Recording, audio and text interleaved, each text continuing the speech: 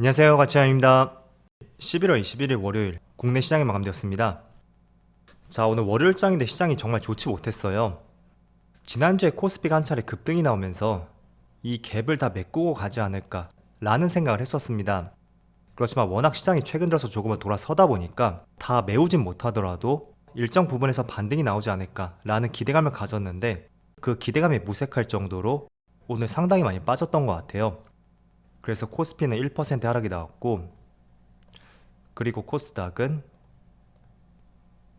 무려 1.8% 급락이 나오면서 지금 위치가 지난 상승에 대한 갭을 다 메꾼 위치까지 지수의 가격 조정이 크게 들어온 것 같습니다. 자, 그리고 한 가지 추가적으로 말씀을 드리면, 제가 내일 영상을 하루 업로드하지 못할 수도 있을 것 같아요. 그 이유가 제가 대학원에서 만났던 멘토님이 계시는데, 저번에도 그 멘토님 사무실을 찾아갔었거든요. 한 차례 미팅샷 찾아갔었고, 이번에도 사무실을 찾아가면 조금은 시간이 길어질 것 같아요. 그래서 내일 영상은 제가 업로드하지 못할 것 같고요. 만약에 정말로 혹시나 빨리 끝난다면 그때는 최대한 사무실로 가서 빠른 시간 내에 업로드 해보겠습니다. 우선은 이렇게 양해를 부탁드리겠고요. 이어서 시가총액 상위 종목들을 볼게요. 자, 오늘은 지금 보시는 것처럼 모든 종목들이 파란불이 들어왔어요. 반면에 금융주, 미국의 국채금리가 다시 한번 급등이 나오면서 오랜만에 금융주의 강세가 돋보였고, 반대로 대부분의 기술주들, 반도체하고 2차전지, 그리고 자동차하고 플랫폼 기업들, 오늘은 정말 큰 폭의 하락이 나왔습니다. 특히 2차전지가 제일 좋지 못한 것 같네요. 그리고 코스닥을 보면, 자, 코스닥도 별다른 상승했던 종목 없이 대부분의 종목들이 파란불로 마감이 되었어요. 장 초반에는 국내 영화가 중국 OTT에 실리면서 컨텐츠 관련주가 강세를 보여주었거든요. 그런데 결국은 시장이 부진함에 따라서 별다른 힘을 쓰지 못했던 것 같고, 전체적으로 부진했던 흐름이 이어졌었네요.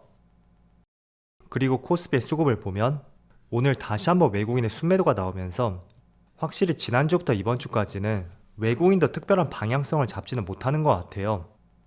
그리고 코스닥은 역시 코스닥도 오늘 기관과 외국인의 동반 순매도가 나왔습니다. 그리고 삼성전자를 보면 오늘 외국인의 순매도가 있었고, 기관은 그래도 순매도가 들어왔었네요. 그래도 전체 규모는 그렇게 많지 않다고 보여지고요. 반대로 하이닉스는 다시 한번 외국인의 순매도가 나오면서 최근에 수급이 그렇게 썩 좋지는 않은 것 같습니다. 그리고 오늘 에너지솔루션이 급락이 나왔는데, 하지만 외국인의 순매수는 여전히 이어지고 있고, 반면에 기관 쪽에서 상당히 많은 순매도가 나왔습니다. 그래서 외국인의 수급은 견조한데 최근에 기관 쪽의 수급이 좋지 못하고, 또 외국인의 순매수를 크게 아우를 수 있는 더 많은 순매도가 나오는 것 같아요. 그리고 삼성 SDI 다시 한번 70만원을 이탈했지만 외국인의 순매수는 오늘도 이어졌고, 기관 쪽에서 많은 순매도가 나왔었네요. 자, 이어서 주차별 매매 동향에 대해서 살펴보도록 하겠습니다. 11월 21일 외국인이 가장 많이 매수한 종목은 삼성 SDI, LG에너지솔루션, 카카오페이, 카카오, NC소프트, 이런 종목들을 차례대로 매수했고, 카카오 그룹주하고 또 배터리 셀 기업들, 이렇게 집중을 했던 것 같습니다. 또 기관은 삼성전자, 크래프톤, 롯데케미칼, 현대로템, 하나솔루션, 이렇게 차례대로 매수를 했었네요. 자, 그리고 해외 증시를 보면 지난주 금요일 미국 증시는 물론 시가 대비 많이 밀리긴 했지만 그래도 그렇게 크게 나쁘진 않았거든요. 나스닥이 보합권 내에서 마무리가 되었고, 그리고 S&P 500도 0.5%, 다우지수는 0.6%의 상승이 나왔습니다. 그리고 전반적으로 오늘 아시아 증시를 보면 니케이도 강보합권 내에서 움직임이 나오고 있고, 대만은 소폭의 약보합, 그리고 반대로 중국의 상해지수만 0.8%의 하락이 나오고 있습니다. 자, 그리고 장중에 나스닥 선물지수를 보더라도 그렇게 크게 빠지고 있진 않고 있어요. 그런데 생각보다 국내 증시가 조금은 많이 하락을 하고 있고, 오늘은 전체 글로벌 시장 대비 가장 흐름이 좋지 않은 하루인 것 같습니다. 자, 우선은 굳이 이유를 한 가지 뽑아본다면 그래도 지난 10월부터 11월까지 국내 증시가 다른 아시아 시장에 비해서 상승폭이 가장 크다고 볼 수 있어요. 우선 일본 니케이를 보더라도 저점에서 고점까지 한 9% 정도의 상승이 나왔었죠. 그리고 대만은 저점에서 고점까지 약 14%, 15%, 그 정도의 상승이 나왔었고, 또 중국 증시는 저점에서 고점까지 거의 8%의 상승이 나왔습니다. 반면에 코스피 같은 경우에는 10월 저점에서 이번 달 고점까지 약 15%의 상승이 나왔거든요. 물론 대만 증시와는 조금 비슷한 규모라고 볼 수 있지만 그래도 중국과 일본 그리고 추가적으로 미국의 나스닥과 비교를 해본다면 상승폭이 보다 크다고 볼 수가 있잖아요. 그래서 그런 부분에 있어서 이번에 조정장에서 조금은 시장이 더 빠지는 것 같다고 생각이 되고요. 그리고 추가적으로 이번 주 일정을 한번 살펴볼게요. 자, 오늘은 21일이고 이번 주에는 크게 두 가지 이슈가 있는 것 같아요. 첫 번째는 23일에 미국의 제조업 PMI 지수가 발표가 되고 또 두 번째로는 실업수당 청구 건수가 발표를 앞두고 있습니다. 아마도 실업수당 청구 건수를 통해서 고용에 대한 예측을 조금은 해볼 수가 있고요. 과거에도 말씀을 드렸듯이 지금은 특이하게 오히려 고용이 나빠져야지 시장에 반등이 나올 수 있는 시점이다. 그 점을 기억을 해보시면 좋을 것 같습니다. 그 이유는 연준은 크게 두 가지 지표로 보거든요. 바로 첫 번째가 고용이고요. 두 번째는 물가예요. 그래서 이 두 가지를 밸런스를 맞춰가면서 시장의 방향성을 세워나가고 있거든요. 이거는 꼭 연준만 그런 것이 아니라 국내에서도 비슷한 기관으로 볼 수 있는 한국은행도 비슷한 관점이라고 볼 수 있습니다. 그래서 지금 물가는 계속 높이 나오고 있죠. 물론 지난달에는 조금은 꺾였지만 여전히 평균치를 상회하고 있고 또 고용률 같은 경우에는 굉장히 고용이 탄탄하단 말이에요. 그래서 이 탄탄한 고용을 바탕으로 해서 연준이 마음 놓고 금리 인상을 할 수 있다고 생각이 되고요. 그런 생각의 전환이 있기 위해서는 물가를 마음 놓고 올리기에는 부담스러울 수 있다 라는 인식과 생각들이 반영이 돼야 된단 말이죠. 그렇기 위해서는 이 고용률이 조금은 부러질 필요가 있고 그게 이번 주 수요일에 실업수당 청구 건수를 통해서 우리가 어느 정도 예상을 해볼 수가 있다. 이렇게 볼 수 있습니다. 하지만 아직까지나 드라마틱하게 이 고용률이 꺾일 기미를 보이진 않는 것 같아요. 어쨌든 그래도 중요한 지표 발표를 앞두고 있는 만큼 한번 지켜보시면 좋을 것 같고 또 24일 같은 경우에는 아마도 지난번에 있었던 FMC 회의에 대한 의사록이 공개될 예정입니다. 그래서 연준의 생각이 어떻게 담겨 있는지 그 부분을 참조하기 좋은 하루가 될 것 같고요. 그리고 아마도 24일은 미국 시장이 휴장일 거예요. 그래서 이 부분도 참조를 한번 보시면 좋을 것 같아요. 자, 우선 얼마 전까지 그래도 잘 나갔던 국내 시장이 최근 들어서 주춤하는 모습이 나오고 있습니다. 물론 국내뿐만 아니라 미국 시장하고 또 다른 아시아 시장까지 모두 마찬가지의 흐름이라고 볼 수 있어요. 자, 그런데 최근에 연준에 많은 인사들이 있는데 이 중에서 가장 강경파라고 볼 수 있는 세인트루이스 연방은행 총재가 다시 한번 시장에 찬물을 끼얹을 수 있는 이런 언급을 하였어요. 기준금리는 7%까지 올라가야 된다 라고 제시를 했었고 또 몇몇 경제학자들은 이보다 더 훨씬 넘은 8에서 9%까지도 크게 올려야 된다는 주장을 제기했습니다. 자, 그래서 이 주장을 바라보는 관점에 대해서 정말로 그럴 가능성도 충분히 있다. 약간은 부정적으로 볼 수 있는 반면에 또 다른 시각에서는 속된 말로 뻥카라고 하죠. 우리가 포커를 칠 때 상대방을 속이기 위해서 좋지 않은 패가 있음에도 불구하고 더 크게 베팅을 하는 이런 사례들이 종종 있습니다. 그래서 어쩌면 그런 관점에서 본다면 저번에 CPI가 한 차례 꺾였기 때문에 시장이 한 차례 반등이 나왔었고 또 이런 부분이 다시 기대 인플레이션을 자극할 수가 있습니다.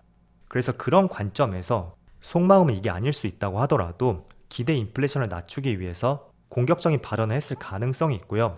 또 여기에 대한 주장을 뒷받침해 본다면 제가 얼마 전에 미국의 CPI 구성 요소에 있어서 제일 가장 많이 차지하는 것이 바로 주거비라고 말씀을 드렸어요.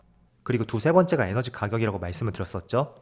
자, 그런데 주택 가격을 보면 지금 미국의 집값이 4개월 연속으로 하락세를 보여주고 있고 또 9개월 연속으로 매매 건수가 감소하고 있다는 하나의 의미 있는 기사도 나왔습니다.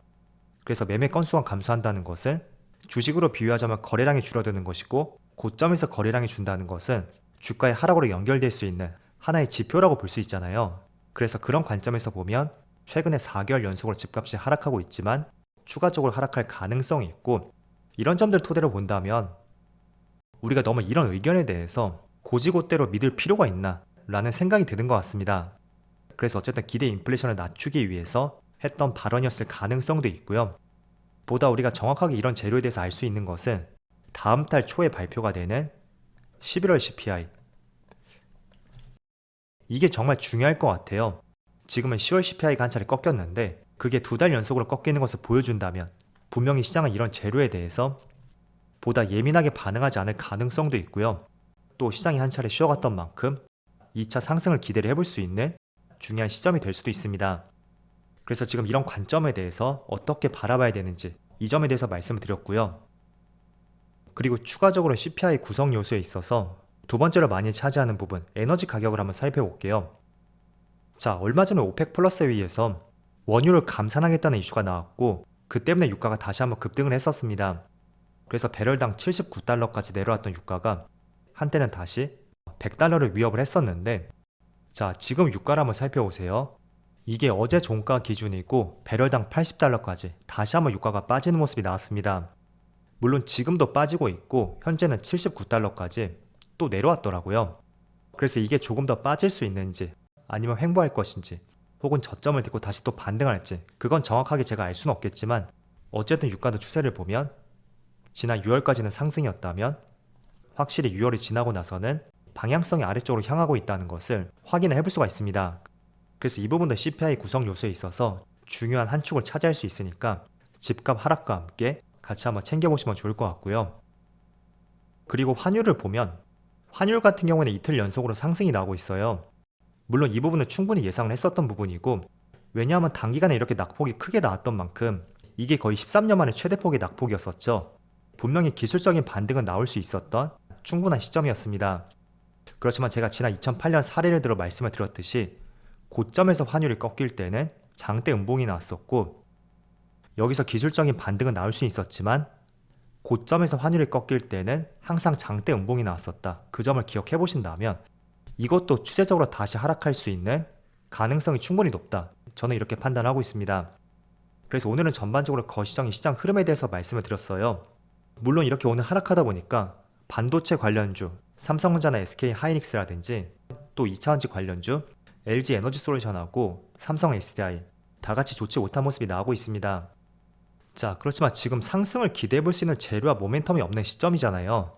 때문에 우리가 너무 급격한 상승에 대해서는 약간은 기대감을 낮출 필요가 있습니다.